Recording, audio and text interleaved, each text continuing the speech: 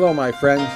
I'm back again this week to tell you about an exciting development in the U.S. House of Representatives.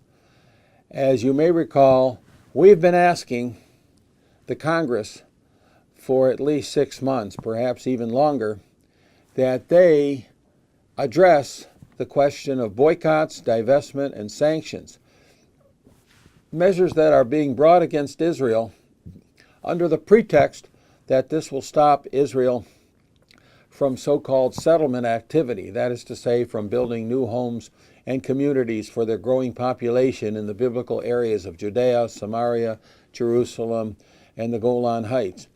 But in fact, these boycott, divestment, and sanctions activities, so-called BDS activities, have spread not just to universities and colleges in the United States and to some old-line church groups and so forth, but even to other governments, so that we find that nation states in Europe, as part of the European Union, are adopting or proposing sanctions and boycott and divestment with regard to their corporations of their nations, corporations, universities, research institutions that do business in the so-called occupied territories, which really are part of Israel's biblical heartland, to which Israel has every right. They're not illegal at all. But in any event, we are seeing the European nations wrongheadedly approaching boycott, divestment, and sanctions against Israel for what they term illegal settlement activity, which is not illegal at all under international law, much less under historical and biblical right. So what we have been asking for some time was that the United States Congress raise an alarm, say in speeches and on the floor of the House and Senate, and in op-ed pieces and so forth, that if the European Union wants a new free trade agreement with America, it must first stop any of this BDS activity against Israel, either existing or proposed such activities, and they should forswear, say they will not do any such thing with respect to Israel. They'll let the peace negotiations proceed whenever Israel and the Palestinian Arabs and the other Arab states are able to approach peace negotiations and do more on that line. Let that be the forum, not pressure from European nations. So I'm really excited that a couple of forward-looking representatives, Congressman Lamborn, a Republican, and Congressman Vargas, a Democrat, and others have introduced and co-sponsored H.R. 825, a bill that you'll see in the alerts we've sent out and on our cpaconline.org website.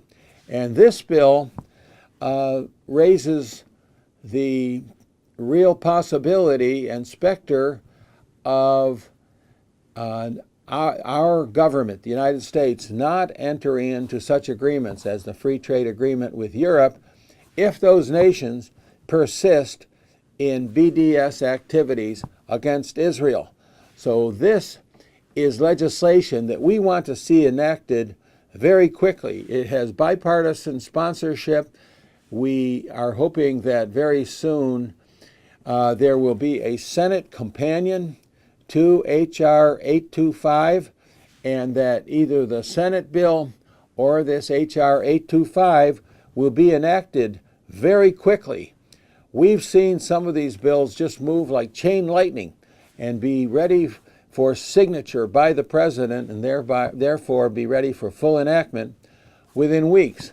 And I think a good target to set is Israel's next Independence Day, April 23rd.